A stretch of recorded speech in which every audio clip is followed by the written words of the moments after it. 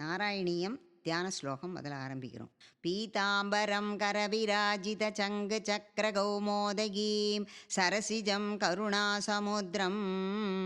ராதா சகாயம் அதிசுந்தர மந்தஹாசம் வாதாலயே சமனிசம் பிரதிபாவயாமி. தசகம் 1 ஸ்வரூப மகாத்மியம் சஹ சாந்திரானந்த விபோதாத்மஹமனுபமிதம் காலதேசாவதிப்யா நிர்முக்தம் நித்யமுக்தம் நிகமசதசஹஸ்ரேண நிர்பாஸ்யமானம் அஸ்பஷ்டம் திருஷ்டமாத்ரே புனரருபுருஷாத்மகம் பிரம்மதத்வம் தத்தாவத் பாதி சாக்ஷாத் குருபவனபுரே அந்தபாக்யம் ஜனானாம் ஏவம் துர்லப்ய வஸ்து நபி சுலபதயா அஸ்தலப்தே யதன்யத் தன்பாவாசாதியா வா பஜதி பதஜன க்ஷுத்ரதேவ ஸ்புடேயம் ஏதேதாவத்வயம்ஸ்து ஸ்திரதரமனசா விஸ்வபீடாபஹத்யை நிசேஷாத்மானமேனம் குருபவனபுரா தீசமேவாஸ்ரயாம சத்வம் யத்தத்பராभ्याम् अपरिकलनतो निर्मलं देन दावत् भूते भूतेन्द्रियैस्ते वपुरुति बहुर श्रूयते व्यासवाक्यं नत्सस्वत्यात्यदाच्छातिद परसुगचित गर्भनिर्वासरूपं तस्मिन् धन्यारमन्दे श्रुतिमतिमधुरे सुग्रहे विग्रहे निष्कम्बे नित्यपूर्णे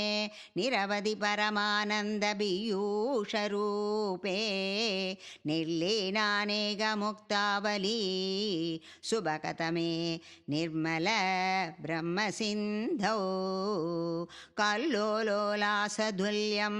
खलु विमलतरं सत्ममाहुस्तदात्मा कस्मानो निष्कलस्त्वं सकलै दिवस त्वत्कलास्वेव भूमन् दिव्याभारोऽपि निष्कारण भज भजसे यत्क्रियामीषणाख्यं तेनैवोदेदिलीना प्रकृतिरसदि कल्पाभिकल्पादिकाले तस्यास्मिन् शुद्धमंसं कमपि तमितरो तायगं सत्वरूपं सत्वं धृत्वा तदासी स्वमहिमविभवाकुण्ठवैकुण्ठरूपं तद्दे प्रत्यक्षाधराधरललितकल्हा यावलीकेळिकारं लावण्यैसैगसारं सुकृतिजनुतृषा पूर्णपुण्या वदारं लक्ष्मीनी संघलीला नियलनममृद सन्ध्यसन्दो महन्दः सिञ्जे सञ्चिन्तकाना वपुरुणुकलये मारुदाकारनाद कष्टादे सृष्टिश्रेष्ठा बहुधर भवके तावः जीवभाजा मित्येवं पूर्वमालोचितं अजितमया नैवमत्याभिजाने नो से जीवा कथं भा मथुरतरमिदं तत्तपचित्रसात्रं नेत्रै श्रोत्रैश्च भीत्वा परमससुधां बोधिभूरे रमेरन् नम्राणा सन्निधस्ते सततमभिपुर सैरनभ्यप्तिदार्त्या अर्थान् कामानजस्रं विदरित परमानन्दसान्द्रं कतिं स इत्थं निःशेषलभ्यो निरवधि कबल पारिजातो हरे त्वं क्षुत्रं तं चक्रवाडी रुमभिलषति व्यात्ममर्दे व्रजोऽयम् कारुण्यात् काममन्यं तदधि खलु परे स्वात्मदस्त्वं विशेषात् ऐश्वर्यादिसधन्ये जगति परजने स्वात्मनोऽभीश्वरस्त्वं द्वय्यच्छैरारमन्दी प्रतिपतमधुरे स्तेदना स्फीतभाग्या त्वं सात्मा रामयेव अतुलगुणगणा तारसौरे नमस्ते ऐश्वर्यं सङ्गरादि वरविनियमनं विश्वतेजोहराणा तेजसंहारिवीर्यं विमलभियशो निःस्पृशै शोभगीतम् अङ्गासङ्गा सदा श्री अखिलविदसिन क्वाभिदे सङ्गवार्ता त्वत्वादाकारवासिन् मुरहर भगव சப்தமுக்யாஸ்ரயோசி. தசகம் 2. ரூப மாதுர்ய பக்தி மகாத்வம் சக சூரியஸ்பிரத்தி கிரீடமூர்த்த திலக प्रोद्भासि पालान्तरं कारुण्याकुलनेत्रमात्रहसितो लासं सुनासापुटं कण्डोद्यन्मकराभकुण्डलयुगं कण्डोज्ज्वलत्कौस्तुभं तत्रूपं वनमाल्यहारपटलः श्रीवत्सदीप्रं भजे केयूराङ्गतकङ्गणोत्तममः रत्नाङ्गुलीयाङ्गित श्रीमद्बाहुसदुष्कसङ्गतगदा चङ्गारि भङ्गेरुहा काञ्चित् काञ्चन काञ्चिलासितलसत् पीताम्बरालम्बिनी आलम्बे विमलाम्बुजत्युतिपदा मूर्तिन्दवार्दिच्छितम् यत्रैलोक्यमहीयसोऽभिमहितं सम्मोहनं मोहनात् कान्तं कान्तिनिधानदोऽभिमधुरं माधुर्यदुर्यादभि सौन्दर्योत्तरदोऽभि सुन्दरधरं तत्रूपमाचर्यतो अभ्याचम्बुवनेककस्तकुतुकं पुष्णादिविभो विभो तद्दातृक्मधुरात्मकं तव बभो सम्प्राप्य सम्पन्मयी सा देवी परमोत्सुकाशिरतरं नास्ते स्वभक्तेष्वभिः तेनास्यापदकष्टमच्युत विभो तत्रूपमानोज्ञग प्रेम धैर्यमया दशा बलबला साबल्यवार्तोदभू लक्ष्मीस्तावकरामणीयकृहतै वेयां परेष्वस्तिरे अस्मिन्नन्यदपि प्रमाणमधुना वक्ष्यामि लक्ष्मीपते ये दत्यानगुणान कीर्तनरसा सक्ता हि भक्ता जना देश्वेषा वसदित्तिरैव दयित प्रस्तावदत्तादरः एवं भूतमनोज्ञता नवसुधा निष्यन्दसन्दोहनं तत्रूपं परिचित्रसायनमयं सेदोहरं शृण्वता सत्यप्रेरयते मदीमदयते रोमाञ्जयत्यङ्गगं व्यासिंसक्त्यभिसीतबाष्पविसरै आनन्दमूर्च्छोद्भवै एवं बोधहिताय भक्त्यभिहितो योगस्य योगद्वया कर्मज्ञानमया पृसोतमदरो योगीश्वरै गीयते सौन्दर्यैकरसात्मके द्वयि खलु प्रेम प्रहाशात्मिका भक्तिर्निःश्रममेव विश्वपुरुषै लभ्या रमा वल्लभा निष्कामं नियतस्व धर्मचरणं यत्कर्मयोगापितं तद्दूरेत्यबलं यदोपनिषदः ज्ञानोबलप्यं पुनः तत्तव्यक्तदया सुधर्गमदरं चित्तस्य तस्मात् विभो त्वत्प्रेमात्मकभक्तिरेव सततं स्वादीयसी श्रेयसी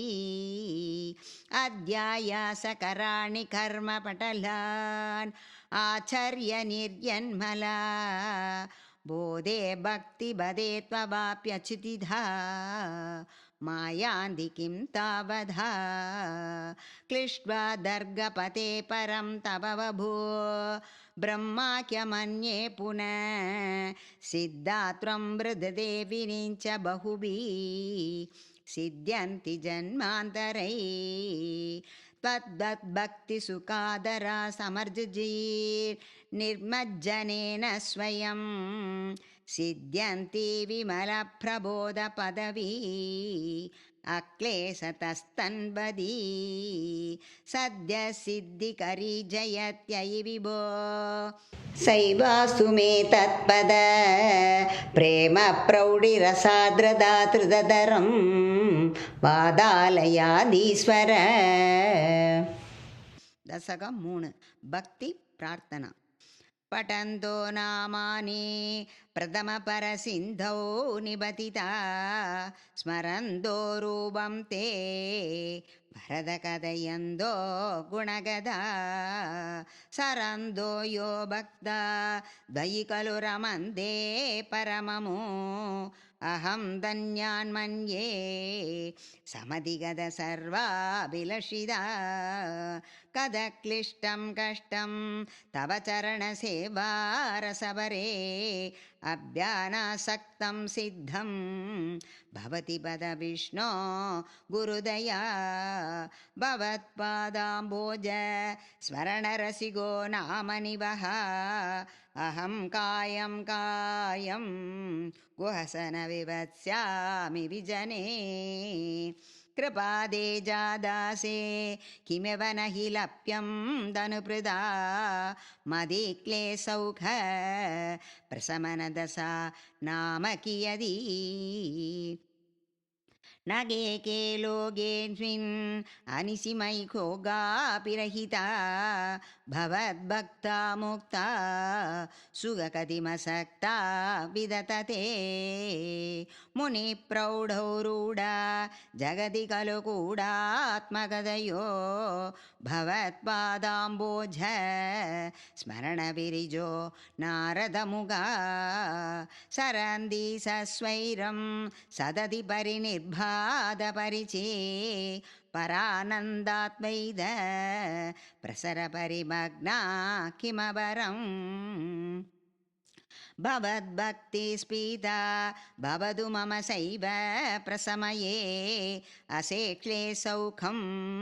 न खलु हृदि सन्देहकणिका न सेत्यासद्योग्धे तव सवसनं नैगमवसो भवेन्मित्यारत्या पुरुषवसन प्रायमखिलं भवद्भक्तिस्ताव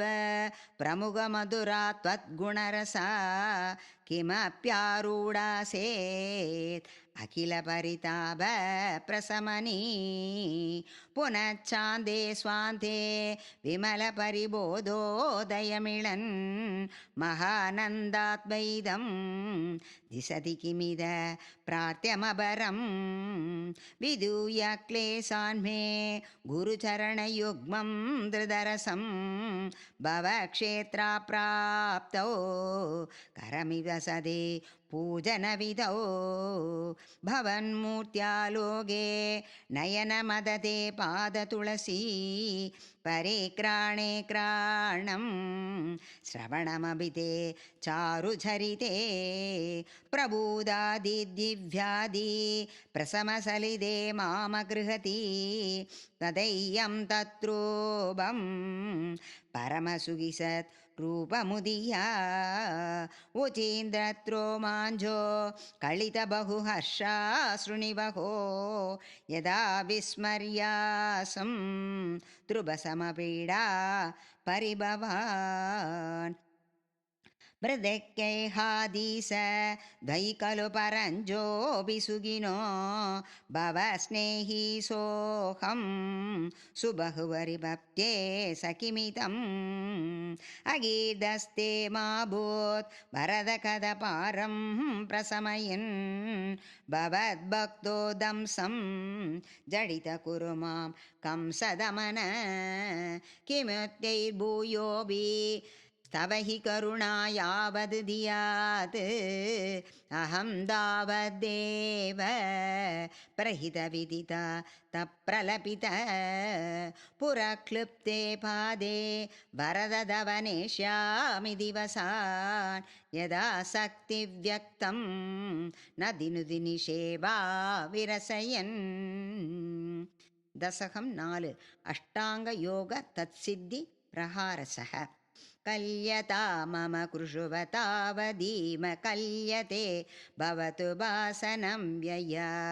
स्पष्टमष्टविधयोगचर्यया पुष्टया सुधुवदुष्टमाप्नुयां ब्रह्मचर्यदृढदादिवीर्यैः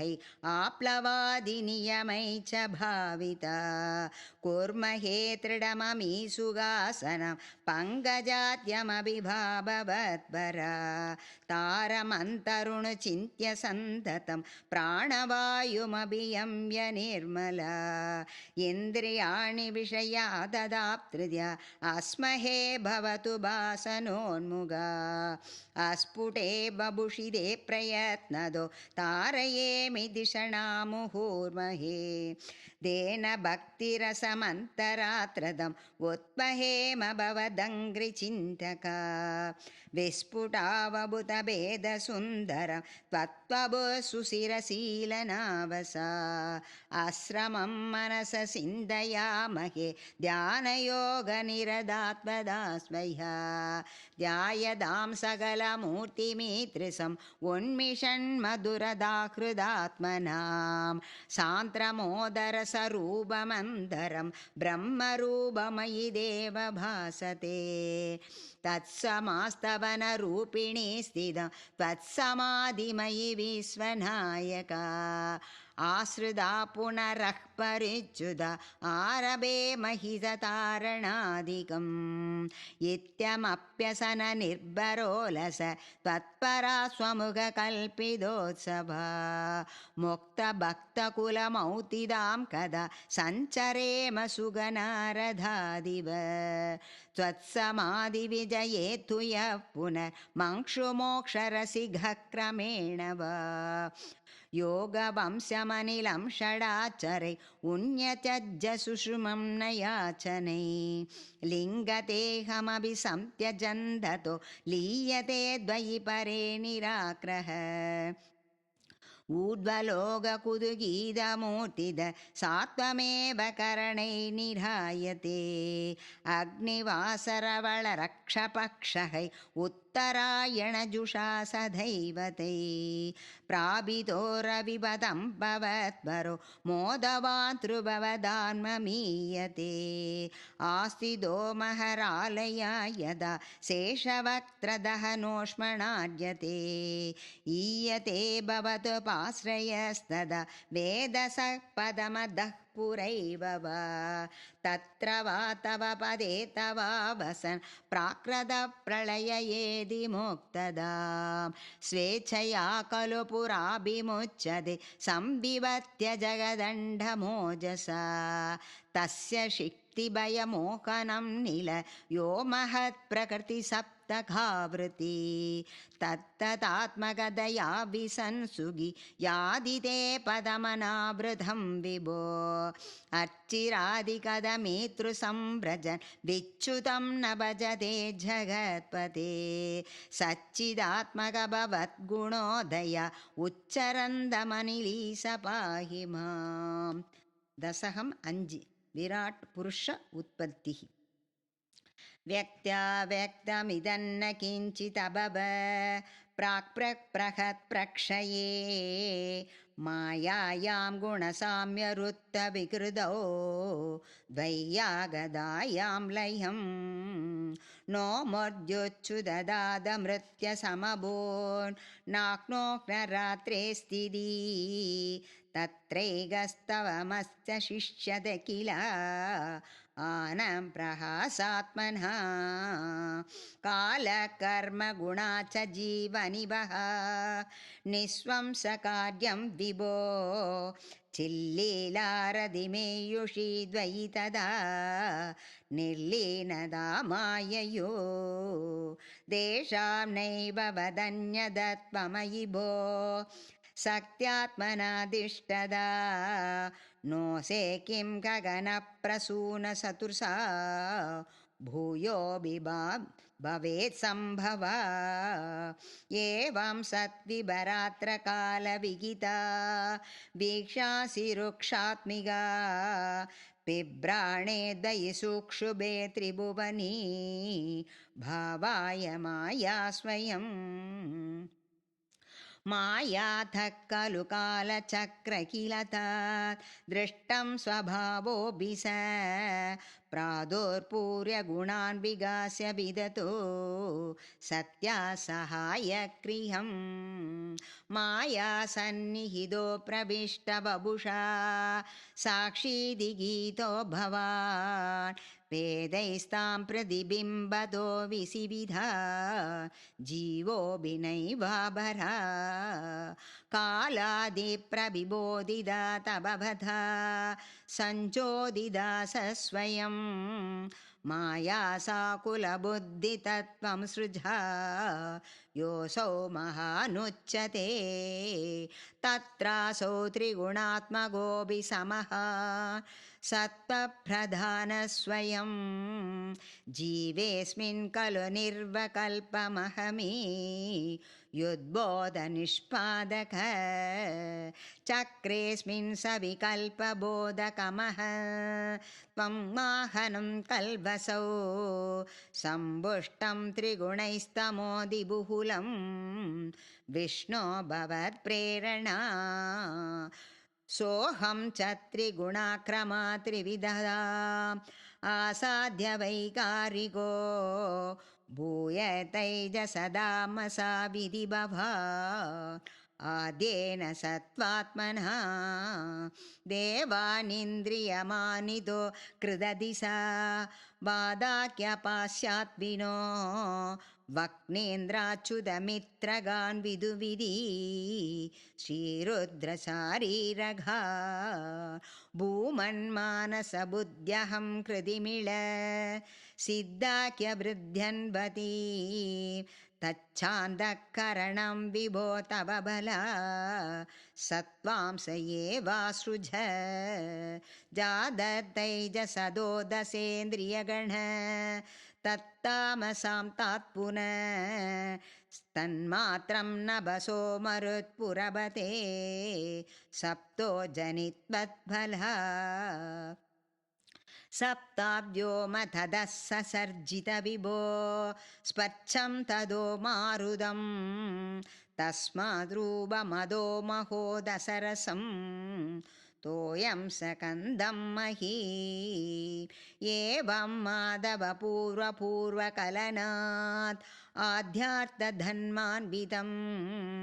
भूतग्राममिमं त्वमेव भगवन् प्राहासयस्तामसात् ये देवभूतगणा तदेन्द्रियगणा देवा च जादापृद नो से गुर्भुवनाण्डमेर्विधिविधौ देवैरमीभिस्तथा त्वन्नानाविधसूक्तिभिर्नुदगुण त्वत्त्वान्यमून्यान् विसन् श्रेष्ठाशक्तिमुदीर्यथा निकडयन् हैरण्यमण्डं व्यधा अण्डं तत्कुलपूर्वसृष्टसलिले दृष्टसहस्रं समा निर्बन्नन्न कृदा चतुर्स जदगत् रूढं विराडाक्वयं साहस्रैकरपादमूर्तनिवहै निःशेषजीवात्मगो निर्बाधोऽसि मरुत्पुरादिसममां त्रायस्स सर्वामयात्. दशकम् 6 विराट् स्वरूपम्. एवं चतुर्जगन्मयदां कदस्य पादाळमीश तव पादतलं वदन्ति पादोद्बदे समभिदेव रसादलं ते कुल्पद्वयं खलु महातलमम्बुदात्मन् जङ्गे तलतलमदो सुदलं सजानु किञ्जोरुभागयुगलं पितलातले द्वे क्षोणीतलं जगननं परमङ्गनाभि वक्षस्य चक्रनिलय तव चक्रपाणे क्रीवामहस्तव मुखं सजनुस्तवस्तुः पालं शिरस्तव समस्तमयं स सत्यम् एवं जगन्मयदनो जगदाश्रितैरै अन्यै निबद्धव भुषे भगवन्नमस्ते त्वद्ब्रह्ममन्त्रपदमीश्वरविश्वगन्ध शान्तांसि केशवकना तव केशपासा उल्लासिसिल्लियुगलं त्रिहिणस्य केहं पक्ष्माणि रात्रिदिवसो सविदासनेत्रे निःशेषविस्वरसनास कडाक्षमोक्षः कर्णौ दिशौ स्वयिकुलं तव नासिके त्वे लोभत्रवेश भगवन् अधरोत्तरोष्टौ तारागणा च दशना समना च दंश्रा मायाविलाससहितं स्विसितं समीरो जिह्वां जलं वसनमीश सकुन्तपङ्क्ति सिद्धादया स्वरगणा मुगरन्ध्रमग्ने देवाबुजास्तनयुगं तव धर्मदेव पृष्ठं तधर्म इह देव मनःसुधांसु अव्यक्तमेव हृदयाम्बुजमम्बुजाक्ष कुशिः समुद्रनिवः वसनं सुसन्ध्ये सेव प्रजापतिरसो वृणौ समिद्रा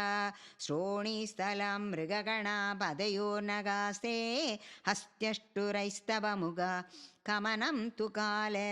विप्रादिवर्णभवनं वदनाब्जबाहु सारूरयुग्मचरणं करुणाम्बुदेधे संसारचक्रमयि चक्रदक्रियास्य यस्ते वीर्यं महासुरगणोऽस्ति कुलानि शैला नाट्यसरिद्रसमुदय तरवाच्छरोमः जीयादितं वपुरनिर्वसनीयमीश ईतृग्जगन्मयबभुस्तव कर्मभाजां कर्मावसानसमये स्मरणीयमाहु तस्यान्तरात्ममभुषे विमलात्मनेदे वादालयादिपनमोऽस्तु निरुन्दिरोगान्. दशकम् 7 ब्रह्मण तव वैकुण्ठदर्शनं स एवं देवचतुस्सात्मकजगत् रूपेण जादा पुनः तस्योत्वं खलु सत्यलोकनिलये जादोऽसि दादास्वह्यं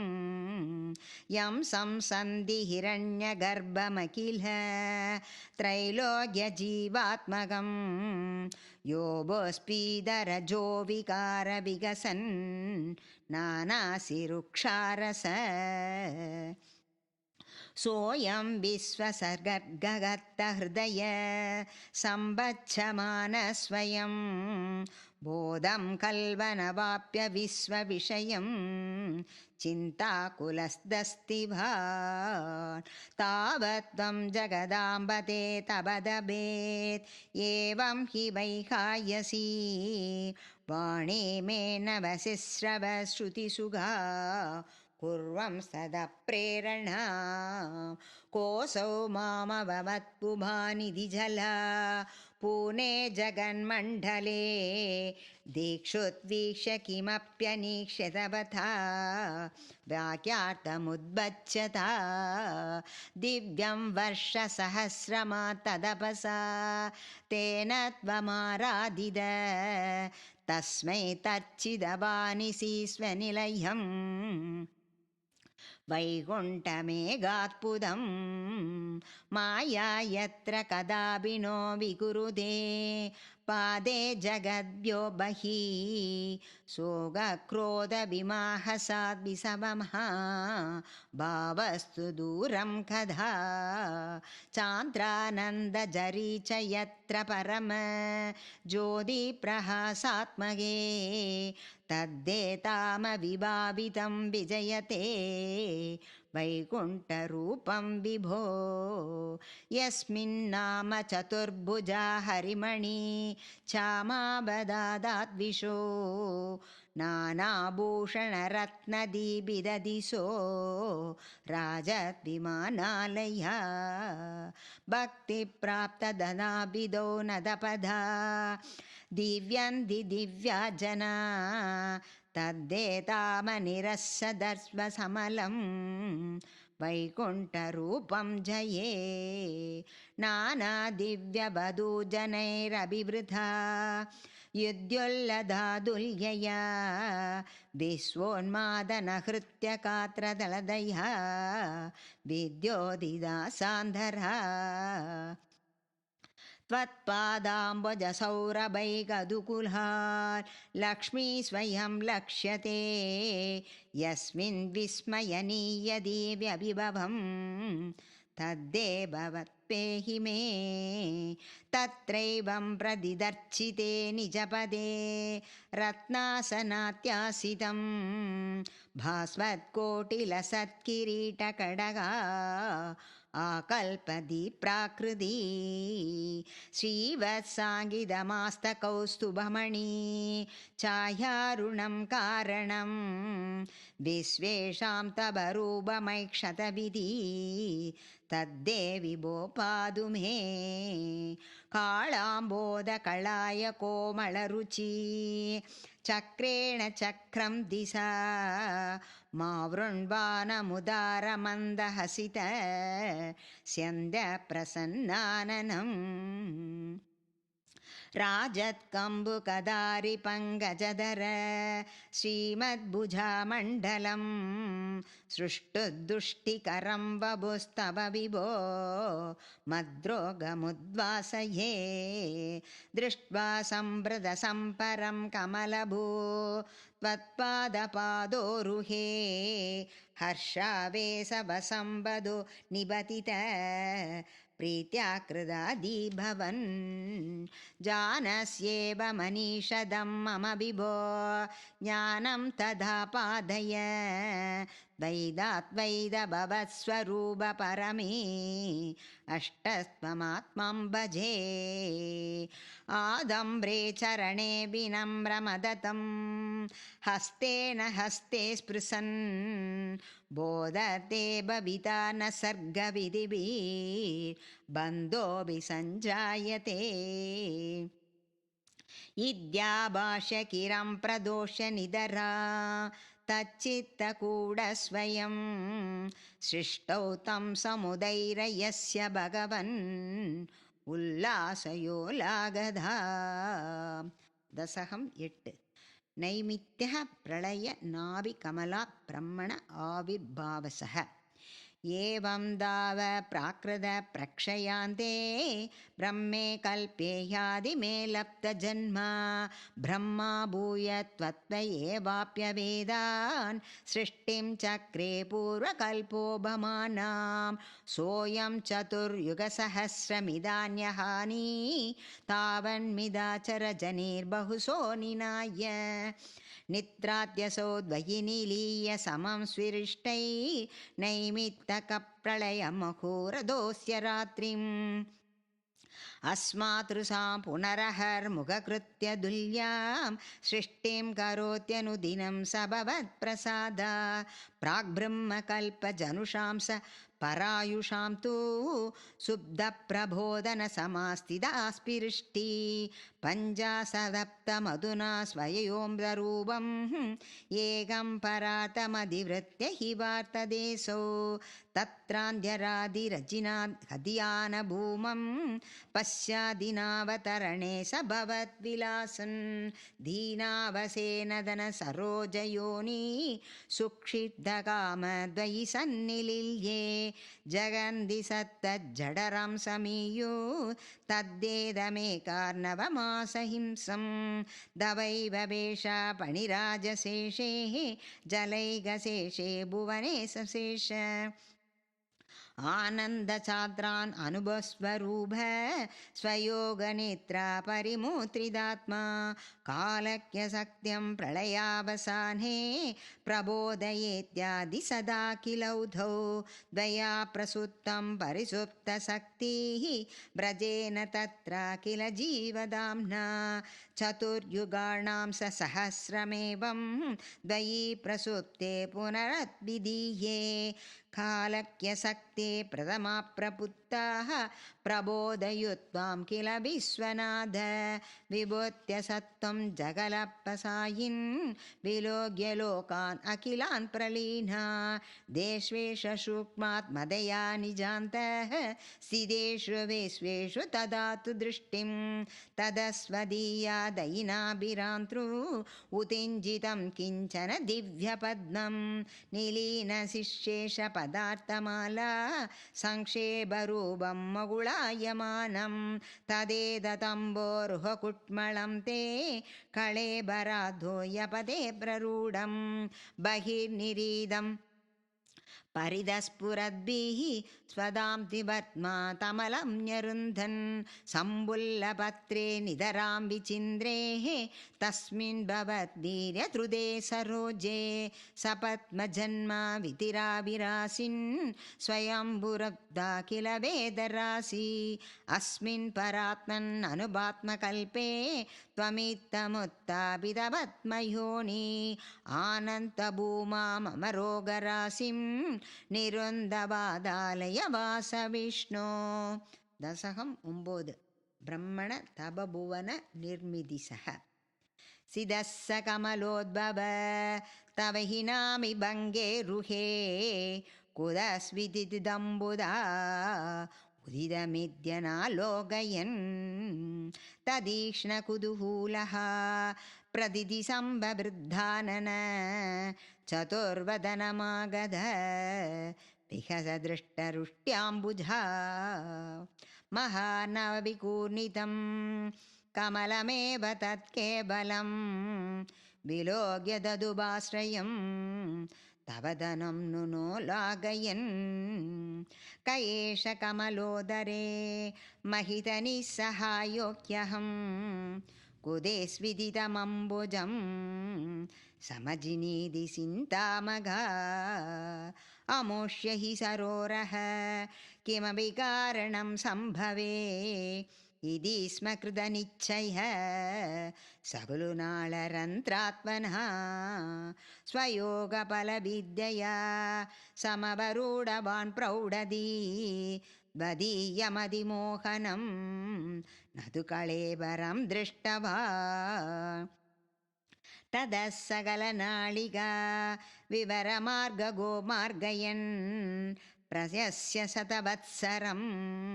किम विनैव सन्दृष्टवा निवर्त्य कमलोदरे सुगनिषण्ण एकाकृति समाधिफलमादते भवदनुग्रहैकाग्रही सदेन परिवत्सरै रूढसमाधिबन्धोलस प्रबोधवसदीकृते सकलु पद्मनि सम्भवा अतृष्टसरमद्भुतं तव हि रूपमन्त्रतृषा व्यसिष्टपरिदुष्टदे भुजगभोगभागाश्रयं किरीटमकुटोलसत् कडगहारकेयूरयुं मणिस्फुरितमेगलं सुपरिवीदपीताम्बरं कलाय कुसुप्रभं कलतलोलसत्कौस्तुभं वपुस्तदयि भावये कमलजन्मने दर्शितं श्रुतिप्रकरदर्शित प्रसुरवैभव श्रीपते हरे जय जय प्रभो पदमुवष्टिदिष्ट्यातृशो कुरुष्व धियमासु मे भुवननिर्मिदो कर्मटा इति त्रिहिणवर्णित स्वगुणबम्बिमा पाहि माम् लभस्व भुवनत्रय रसनदक्षदामक्षदा गृहाणमधुनुग्रहं कुरुदबच्च भूयो विदे भवद्वगिलसादनी मयि स भक्तिरत्येत्कडे युतेर्यकिरमादत उदितसेदसंवेदसं शतं कृततपास्तद सकलु दिव्यसंवत्सरा अवाप्य सदबोबलं मदिबलं स पूर्वादिकम् उदेश किल कम्बितं वयसि पङ्कजं वायुना भवत्फलविजृम्भित भवनपादसीबीदभान् दवैव कृपया पुनः सरसिजेन तेनैव स प्रकल्प्य भुवनत्रयं प्रववृदे प्रजानिर्मितौ तदा विधकृपाबरो गुरुमरुत्पुराधीश्वर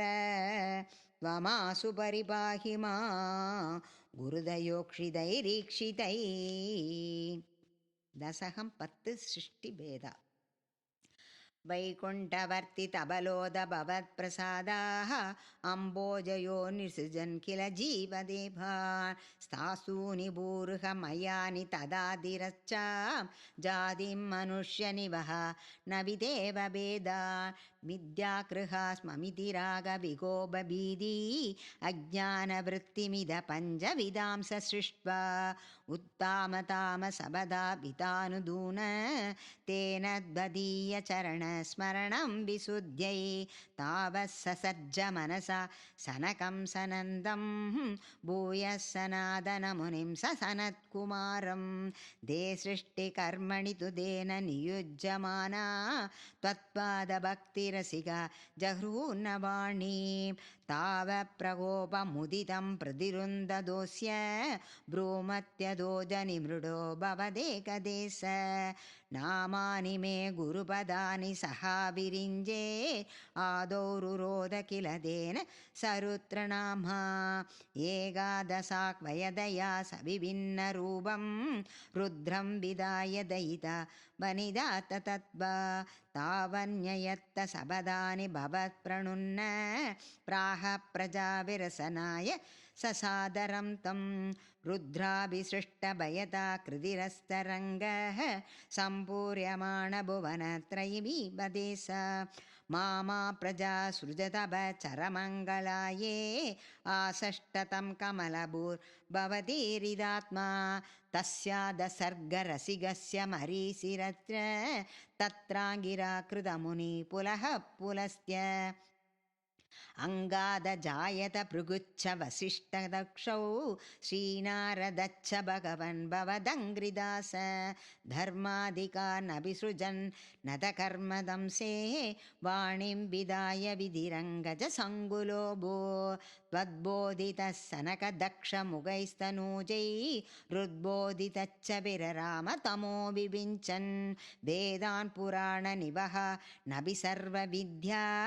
कुर्वन्निजानगणना चतुराननोऽसौ पुत्रेषु देषु विनिधाय सर्गवृत्ति प्राप्तुं भवंस्तव पदाम्बुजमाश्रितो भो जानानुभाय मदते हमजो विभज्य श्रीपुंसभावमभजन् मनुतत्वदूप्यां ताप्यं समानुषकुलानि विवर्धयं स्वं गोविन्दमारदपुरे सनुरन्दिरोगान्